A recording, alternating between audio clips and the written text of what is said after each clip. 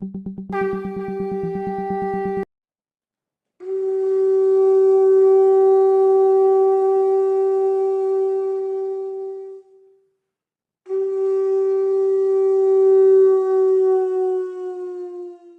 प्रेममय श्री ठाकुर जी के श्री चरणों में कोटि कोटि प्रणाम।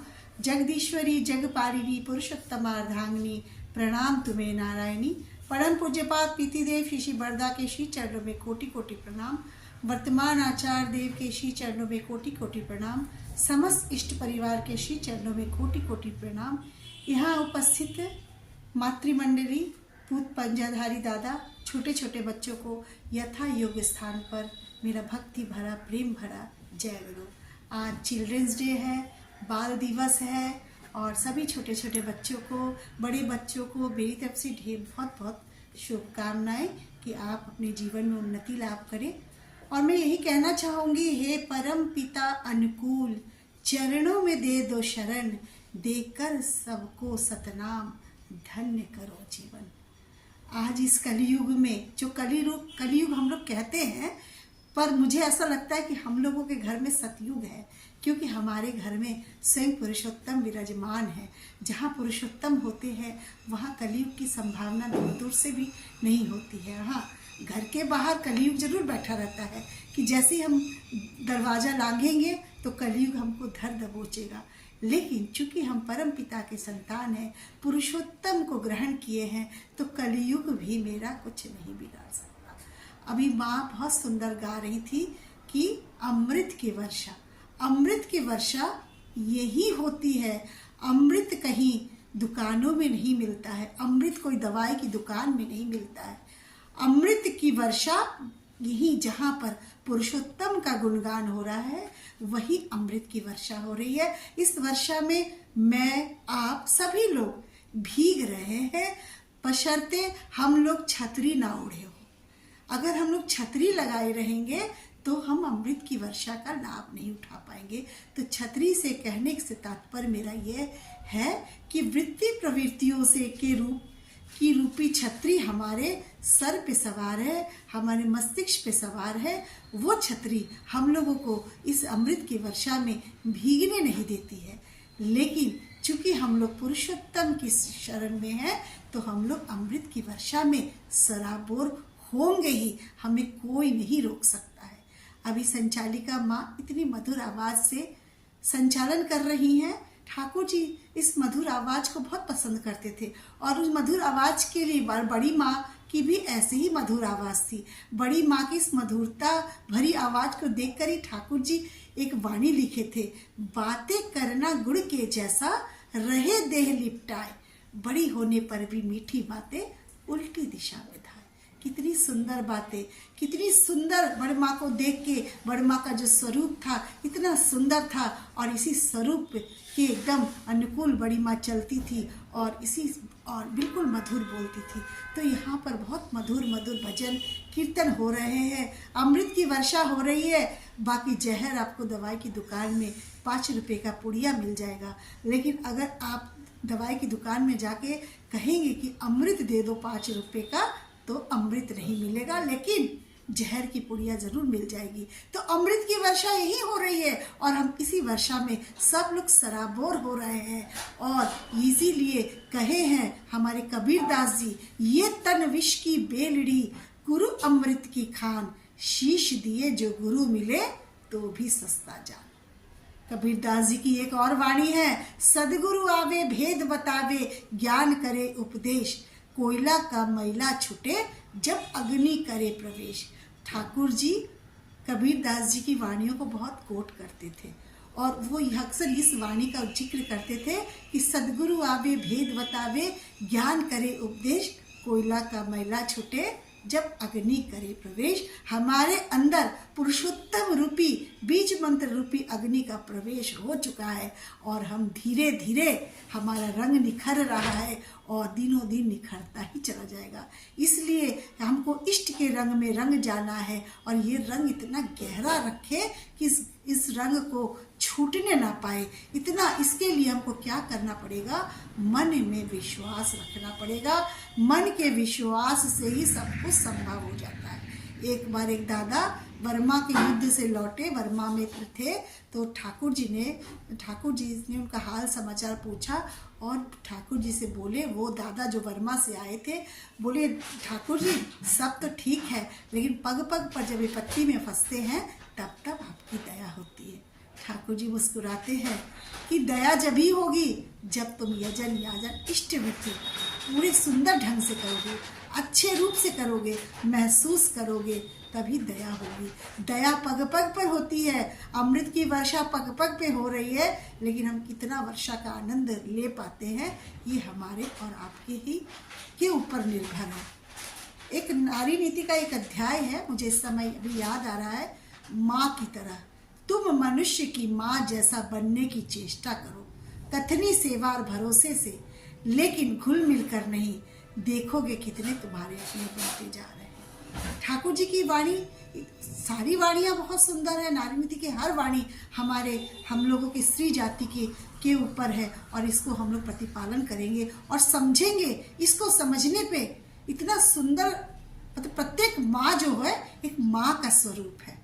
माँ का स्वरूप जब सोचेंगे आप, तो आपको सारी वृत्ति प्रवृत्तियाँ अपने आप ही चली जाएगी। आपको परिकल्पना करना है कि आगे जो माँ दिख रही है, बहन दिख रही है, जो भी स्त्री देख रही है, वो माँ का स्वरूप है। तो ठाकुर जी ने इतनी बड़ी, ठाकुर स्त्री के लिए इतना बड़ा बात बोला कि नारी ही तो जाति की जननी है। इससे बड़ी बात और कौन बोल सकता है? इससे बड़ी बात, इससे बड़ा सम्मान और क्या हो सकता है?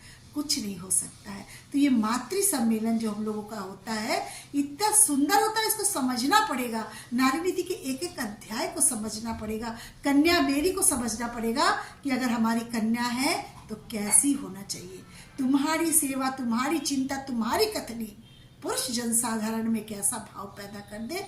आगे तो आप लोग इसको जानते ही हैं, समझते ही हैं, मैं इसको पूरा नहीं बोलूँगी। लेकिन ठाकुर जी ने कन्या मेरी से लेके 180 जो वाणियाँ उसमें दी है, स्वस्ति तक पूरी नारी की को झकझोर देने वाली है। पूरी अगर नारी इसका अगर एक अंश भी पालन करे तो हमारा जीवन सुंदर हो जाएगा। आज बाल दिवस पे मैं यही कहना चाहूँगी कि बाल दिवस बालकों का, बच्चों का पूरा चरित्र एक माँ गठित करती है। एक माँ ही बताती है, इतनी शक्तिशाली माँ होती है, एक माँ ही बताती है कि यही तुम्हारे पिताजी हैं, यही तुम्हारे फादर हैं, यही तुम्हारे पापा हैं। तब वो बच्चा जानता है यही हमारे पापा हैं। वो किसी को भी बता सकती है, बच्चे को पहचान किसी की भी करा सकती है, लेकिन माँ इतनी शक्तिशाली, वो जिसको कहेगी बच्चा उसी को मानेगा। तो हर माँ का कर्तव्य है कि कोई भी माँ अपने बच्चे को रावण का आकार नहीं देगी, सभी राम का ही आकार देना चाहती है। तो जो बच्चे छोटे छोटे हैं, जो बच्चे अभी बढ़ रहे हैं आगे, उनके लिए ही कि माँ जैसा आकार देगी। और सभी माँ के लिए मैं कहूँगी अच्छा ही आकार देना चाहती है, लेकिन जाने अनजाने आकारों में विकृति आ जाती है। एक माँ बहुत अच्छी मिट्टी का बर्तन बनाने वाली, जो कहते हैं ना उसको, मिट्टी के बर्तन बनाने वाले को पॉटर, वो बनाने वाली होती है। वो चाकी चलाती है और बच्चे को आकार देती है। थोड़ा भी अगर माँ का हाथ गड़बड़ हो गया, थोड़ा भी मिट्टी कुम्हार का हाथ गड़बड़ हो गया तो मिट्टी का बर्तन टेढ़ा होने लगता है। उसी तरह बस हमारा भी जीवन है, अगर हम माँ थोड़ा सा भी इधर उधर हो जाए। इसीलिए जब बच्चे आ जाए तो हमको सारे अच्छे संस्कारों को उनके सामने करके दिखाना है, क्योंकि अच्छे काम की शुरुआत घर से ही होती है। Charity begins at home. तो हम लोग ऐसा ही करेंगे तो बच्चे निश्चित तौर पर सुंदर आकार ही मिलेगा। अगर हम आकारहीन रहेंगे तो हमारे बच्चे को भी आकार नहीं मिलेगा। क्योंकि बाल दिवस है, ठाकुर जी बच्चों को बहुत मानते थे। पितृदेव की तो मैं खास तौर पर बड़दाजी की बात कहूँ, उनका संगत हम लोग किए, बच्चों का संगत वो बहुत करते थे और बच्चों से ही सारे सत्यानुसरण का विश्लेषण करवाते थे। बच्चा जैसा भी बोलते ना, चाकी चल रही है, बर्तन बन रहा है, थोड़ा भी ध्यान भटका बस बर्तन टेढ़ा हो गया। उसी तरह चाकी चलाते रहिए और तीक्ष्ण दृष्टि उस चाकी पे रखे रहिए। और तीक्ष्ण, एक माँ को बहुत दृष्टिगत होती है, बहुत सोचने समझने की उनमें अपार शक्ति होती है एक महिला में। वो भाप जाती है कि उसका बेटा का बॉडी लैंग्वेज चेंज हो रहा है, उसका बेटा कैसे चल रहा है। ये मैं भी एक माँ हूँ, मैं भी 2 बड़े बड़े बच्चों की माँ हूँ, और मुझे भापने में थोड़ा भी टाइम नहीं लगता है। लेकिन हाँ, चूंकि वैसे संस्कारों से संस्कारित हुए हैं तो भटकाव नाम मात्र का ही होता है। अब मैं अपनी अनुभूतियों आपसे शेयर करे बिना कैसे रह सकती हूँ। कहते हैं ना, इष्ट गुरु पुरुषोत्तम प्रतीक गुरु वंशधर, रेत शरीर में सुप्त रहकर जीवंत रहते निरंतर। ये बचपन से इस वाणी को हम लोग पढ़ते थे, जानते थे, लेकिन अब समझ में आता है कि इष्ट गुरु पुरुषोत्तम प्रतीक गुरु वंशधर ये क्या होता है। इसको जब तक आप लोग अनुभव नहीं करेंगे, जब तक आप लोग जाएंगे नहीं, जब तक आचार का संग नहीं करेंगे, तब तक समझ पाना मुश्किल है। लेकिन इसको समझने के लिए आपको आचार संग करना पड़ेगा और उससे कनेक्टेड रहना पड़ेगा। जब हम लोग पुरुषोत्तम से कनेक्टेड रहेंगे तो हमको कितनी भी आवाज आएगी, कितना भी कुछ होगा, कितना भी कोलाहल होगा, हमको अंदेशा हो जाएगा कि अभी कुछ प्रलय आने वाला है, अभी कुछ गिरने वाला है, अभी कुछ अशुभ घटना घटने वाली है। क्योंकि जब हम पुरुषोत्तम से कनेक्टेड रहेंगे तो हमको इंट्यूशन होगा तो हम सब जान जाएंगे। जब कनेक्टेड नहीं रहेंगे तो शोरगुल में हम भी व्यस्त रहेंगे, मस्त रहेंगे और उसके बाद त्रस्त हो जाएंगे। एक प्रदीप मिश्रा जी कथावाचक है, वो कहते हैं ना, एक लोटा जल सब समस्याओं का हल। लेकिन एक तरफ एक और भी पंडित कहते हैं, एक लोटा जल उसमें 1000 छल। तो एक लोटा जल सारी मुश्किलें हल। तो इसको इसीलिए बोला है उन्होंने कि एक लोटा जल लेके जब हम शिव जी के शिवलिंग पे चढ़ाएंगे तो जाते जाते जाते जाते रोज लोटा का जल अगर चढ़ाते चढ़ाते चढ़ाते चढ़ाते एक दिन निश्चित तौर पर हमारे अंदर कुछ ना कुछ भाव आ ही जाएंगे। शिव जी जो एकदम मतलब कभी भी शिव जी में कभी उनके दरबार में एक से एक हिंसक पशु पक्षी थे, एक से एक रहते थे। लेकिन शिव जी के दरबार को जब देखेंगे तो उसमें नंदी गाय है, शेर है, सांप है, मोर है, सभी एक दूसरे को खा जाएंगे। लेकिन चूंकि वो शिव जी की चरण पूजा नहीं, चलन पूजा करते हैं, जो ठाकुर जी हम लोगों को बोल के गए हैं चलन पूजा करना है, उसी तरह वो जानवर भी, शिव जी के दरबार के जानवर भी हमसे ज्यादा बुद्धिमान है। वो इतना चलन को उनके अपनाते हैं कि एक से एक हिंसक पशु पक्षी होते हुए भी न नंदी गाय को कोई खाता है, न मोर सांप को खाता है, कोई किसी को नहीं खाता है, बहुत सुंदर ढंग से बैठे रहते हैं। तो शिव जी के हम कहते हैं ना बहुत बड़े उपासक हैं। जब यही नहीं किया हमने, शिव जी के दरबार से हमने कुछ सीखा ही नहीं, तो शिव जी के क्या उपासक। एक लोटा जल और 1000 छल बल, ऐसा नहीं है। एक लोटा जल में सब समस्याओं का हल होगा जब आप पूरा अंतर मन से शिव जी की बातों को सुनेंगे, जानेंगे और समझेंगे। तो शिव जी में कोई गड़बड़ी नहीं है, हमारी भक्ति में गड़बड़ी है। अभी मैं कह रही थी ना, इष्ट गुरु पुरुषोत्तम प्रतीक गुरु वंशधर। एक बार मेरे पतिदेव जो हैं केंद्रीय विद्यालय में हैं, तो उनका हर 5 साल पे ट्रांसफ़र होता है, हर 5 साल।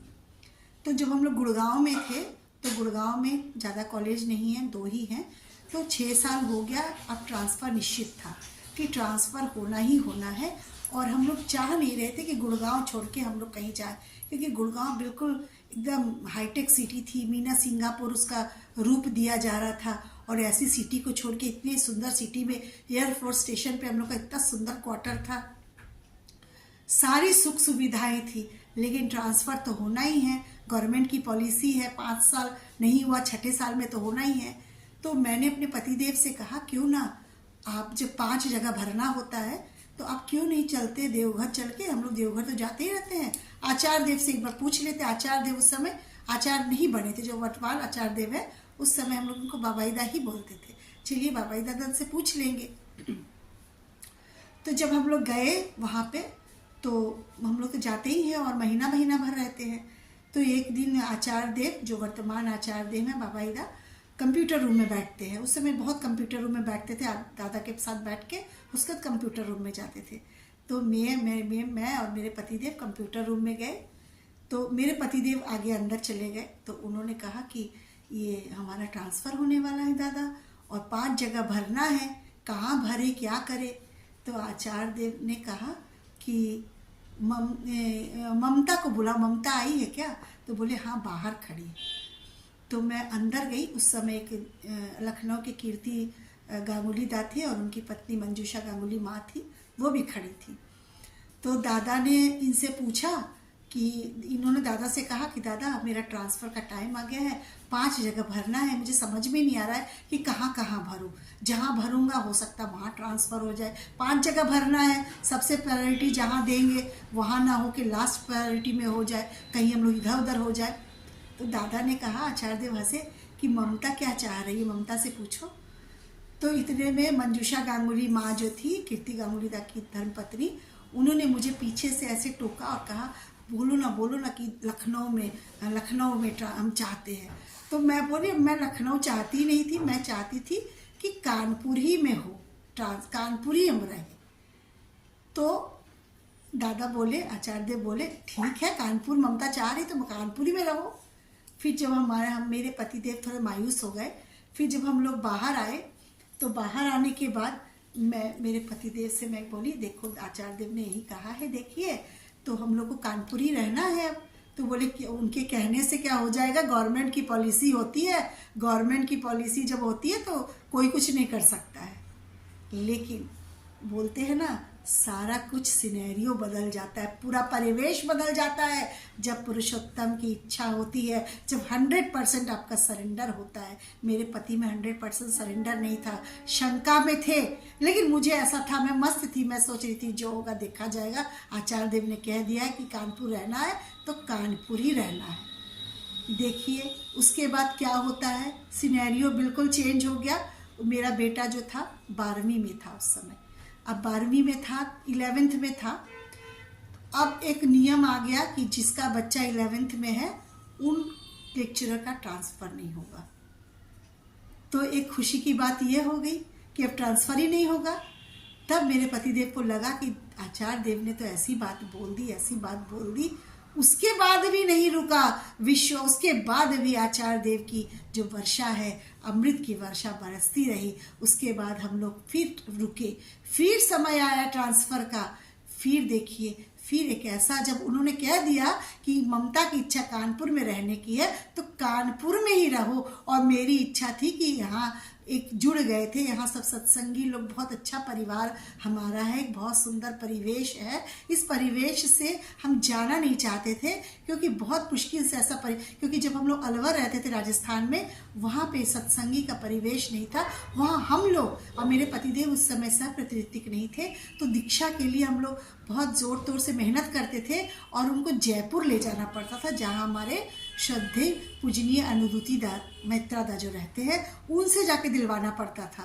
तो बहुत परेशानी होती थी। जब तक हम लोग मन बनाते थे तब तक वो बंदा वो मनुष्य जो दीक्षा लेने को तैयार था वो हट जाता था, उसकी इच्छाएं खत्म हो जाती थी। तो ऐसे करते करते कांटों भरा सफ़र फूलों में तब्दील होने लगा। कहते हैं ना, गुलाब के फूल में कांटे भी होते हैं, अब फूल तो है ही है, लेकिन उस कांटों को भी हटा के जब हम चलेंगे तो सुंदर पथ आगे आता है। इसके लिए हमको सुंदर से जजन जाजन इष्टवृत्ति, अपने को सुदृढ़ करना पड़ेगा, अपने को 16 आना विश्वास के साथ चलना पड़ेगा। एक बार की और घटना है, मेरे पतिदेव कमर्शियल आर्टिस्ट हैं, बहुत अच्छा ड्राइंग बनाते हैं। तो एक बार राजू दादा ने कहा कि आप आचार्य देव के सम्मुख, जो पहले आचार्य थे, उनके सम्मुख आप क्यों नहीं कुछ अपनी रचनाएं ले जाते हैं, अपना ड्राइंग ले जाइए। तो ये ले गए, 6-7-8 रचनाएं अपनी बना के ले गए। सात्यवती का कवर पेज, पहले मेरे हस्बैंड का ही, पतिदेव का जो कवर पेज पे जो पहला पेज था वो उन्हीं के द्वारा बनाया जाता था, उन्हीं के द्वारा वैसे छपता था। तो इसकी शुरुआत कैसे हुई, जब आचार्य देव बोले कि तुम आचार्य उनके समक्ष प्रस्तुत करें, बाबाईदा बोले, तो मेरे पतिदेव 6-7 ड्राइंग ले गए बना के। लेकिन देखिए कैसे कनेक्टेड रहते हैं पिता पुत्र। कहते हैं ना कि पत्नी की निष्ठा नहीं पति में, पत्नी का नहीं पति में टार, ऐसे चाल चलन हो जिसका श्रद्धा हारा हो संतान। तो हम कहते हैं हमारे संतान, हमारी पत्नी हमारी बात नहीं सुनती, हमारी संतान हमारी बात नहीं सुनती है, लेकिन ठाकुर जी कह रहे दोनों तरफ से बराबर का पलड़ा होना चाहिए। पत्नी की निष्ठा नहीं पति में, पति का नहीं पत्नी में टान, पत्नी की निष्ठा और पति का टान दोनों होगा तभी सामंजस्य होगा, तभी हमारे बच्चे सुंदर बनेंगे। और जब तक ये नहीं होगा हमारा घर सुंदर नहीं बनेगा। तो इसके लिए हम पति पत्नी दोनों को सामंजस्य स्थापित करना पड़ेगा। वहाँ देवघर जाइएगा तो आप, हम लोग टिक्की और लैया खा के चले आते, दाना खा के चले आते, मुड़ी खा के चले आते, चाय पी के चले आते, लेकिन आप लोग तीक्ष्ण दृष्टि रखिएगा कैसे आचार देव चल रहे हैं। सब लोग कहते हैं ना ऐसे प्रणाम नहीं, ऐसे करना चाहिए, ऐसे प्रणाम नहीं, नहीं, आचार देव को देखिए। आप उनका अनुसरण करने जाते हैं ना, तो आप उनका अनुसरण करिए कि देखिए कैसे वो चल रहे हैं, कैसे प्रणाम कर रहे हैं, कैसे जब वहाँ पर सत्यानुसरण नारी नीति का जब पाठ होता है क्या लास्ट में स्वस्ति स्वस्ति बोला जाता है। लेकिन कई ऑनलाइन सत्संग में हम लोग पाठ करने के बाद स्वस्ति स्वस्ति बोलते हैं। तो हम लोग उनका वहाँ का अनुसरण करें ना। हम लोग एक दूसरे का अनुसरण करने के बजाय, सब आदमी देवघर तो जाता ही है, तो वहाँ कैसे होता है, वहाँ का क्या नियम है, इधर उधर घूमने के बजाय हम अगर 2 दिन है, एक दिन घूमिए, एक दिन पूरा नियम को देखिए कैसे वो सुंदर ढंग से बैठते हैं, कैसे प्रणाम करते। नहीं तो कोई कहेगा ऐसे जमीन टच करना है, कोई ऐसे करना है, वैसे नहीं। बिल्कुल उनकी आपकी निगाहें उनको देखने के लिए गई है तो उनको ही देखिए। एक मैं अपने पतिदेव से पूछ रही थी, मैं तो जब चाहे अंदर चली जाती हूँ, लेकिन मेरे पतिदेव जो है वो हमेशा मेरे जान पहचान का बिल्कुल भी फ़ायदा नहीं उठाते कि मेरा ससुराल है, मेरे साला ऐसे हैं, वो बिल्कुल फ़ायदा नहीं उठाते हैं। वो कहते हैं मैं यहाँ आया हूँ तो मैं कष्ट से ही दर्शन करूँगा, जैसे सब लोग दर्शन कर रहे हैं वैसे ही करूँगा। तो एक दिन मैंने कहा कि आपको बाबा इधर ने देखा, तो वो कह रहे हैं कि वो क्या मुझे देखेंगे, मैं उनको देखने, मुझे लगता था इतनी दूर से गए हैं, उन्होंने देखा या नहीं देखा, आप लाइन में क्यों लगे, आप लाइन के बगैर ही आ जाते। लेकिन मेरे पतिदेव कहते मैं उनको देखने गया हूँ, वो मुझे देखेंगे, मुझे पता है। उनकी नज़रें चारों तरफ घूमती है और चारों तरफ वो तीक्ष्ण दृष्टि रखते हैं।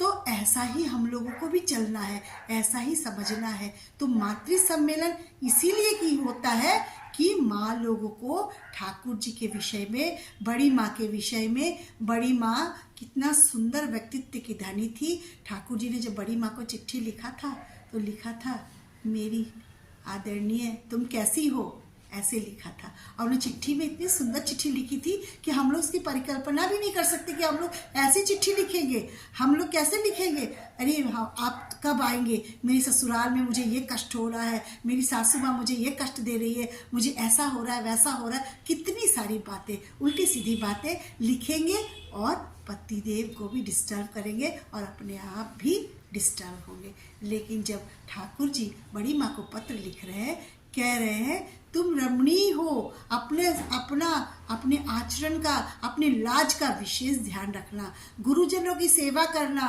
और कभी तुम गिरना नहीं। तुम कभी गिर जाती हो ना तो मुझे लज्जा आती है कि बड़ी बहू सबके सामने कैसे गिर गई।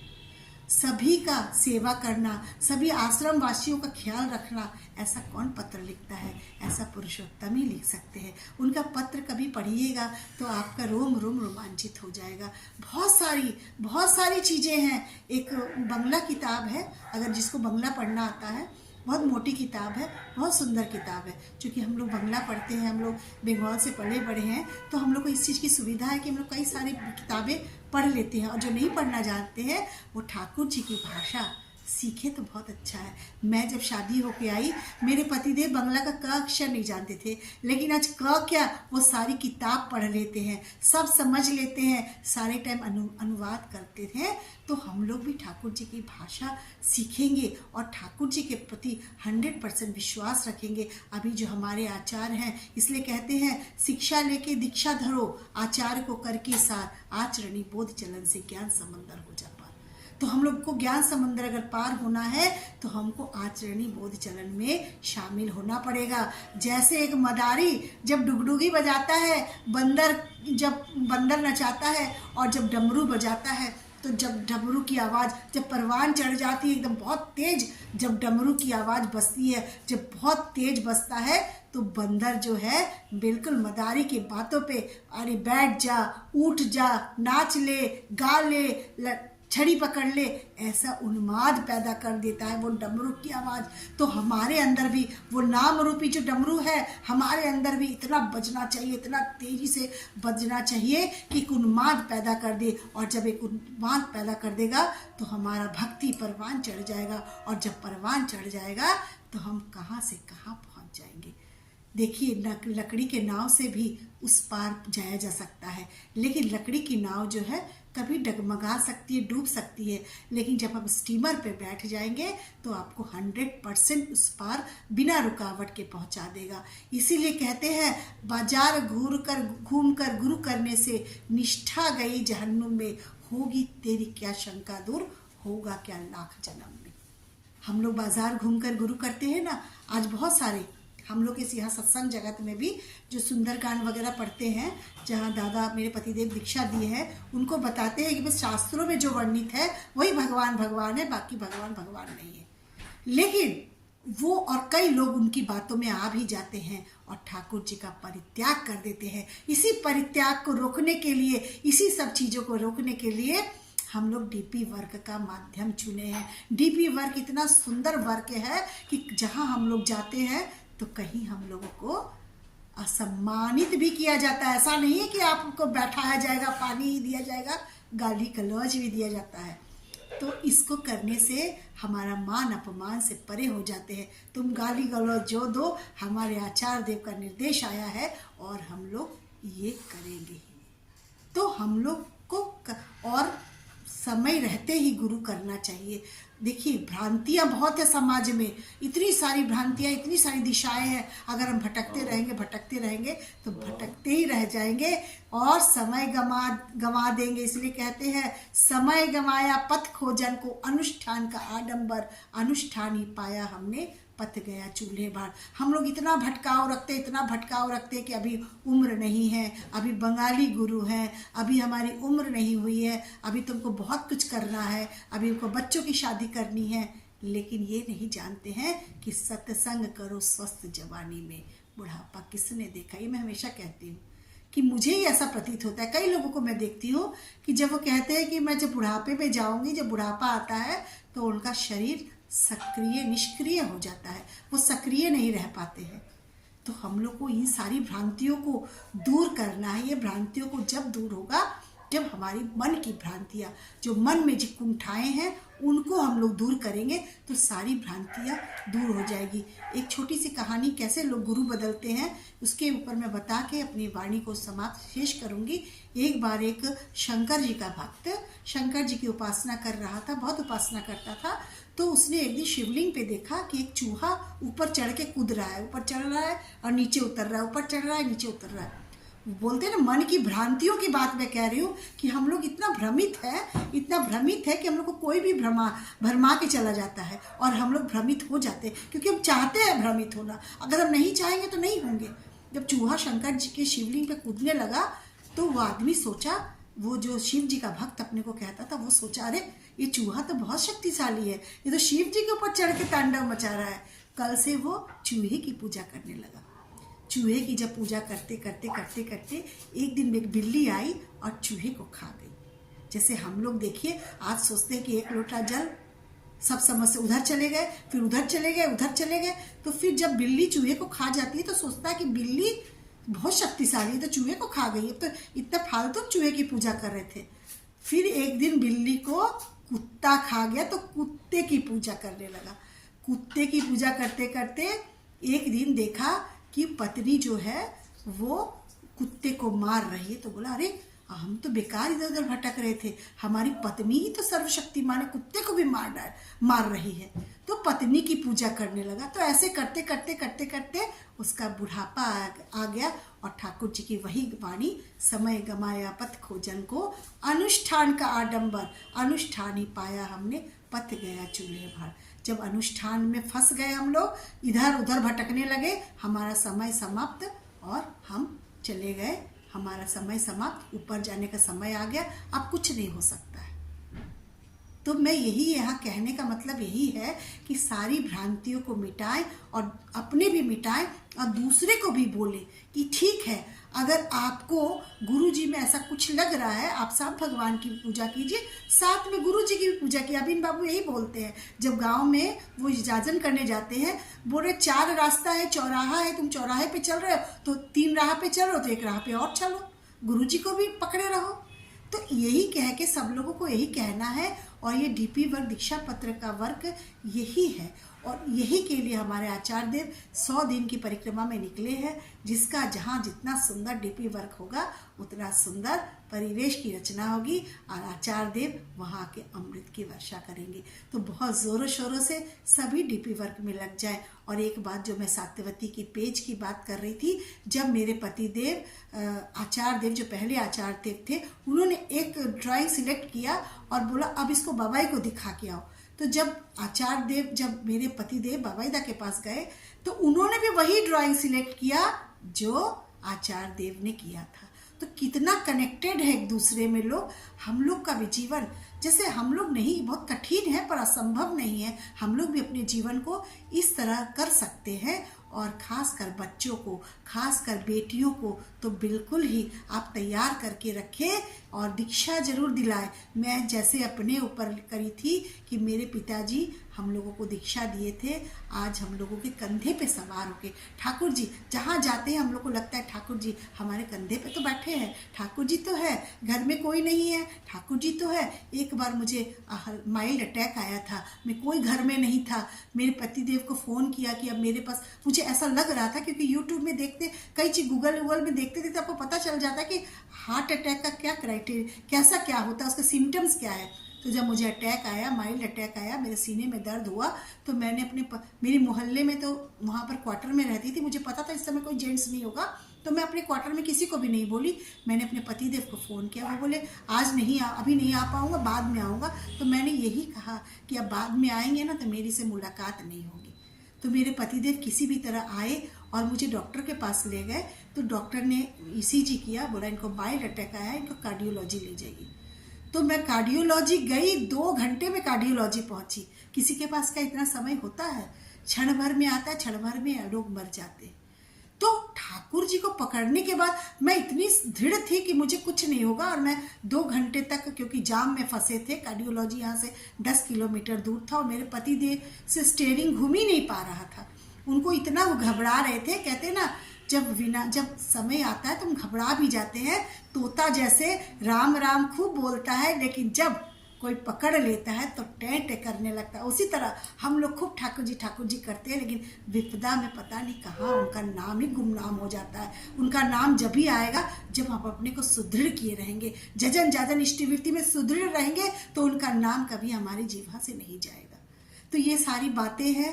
मेरा समय समाप्त हो रहा है। आप लोगों ने मुझे इतना सुंदर समय दिया, इतना सुंदर परिवेश दिया, इसके लिए मैं बहुत बहुत आभार व्यक्त करती हूँ और सभी की मंगल प्रार्थना करती हूँ। सभी को बहुत बहुत जय गुरु।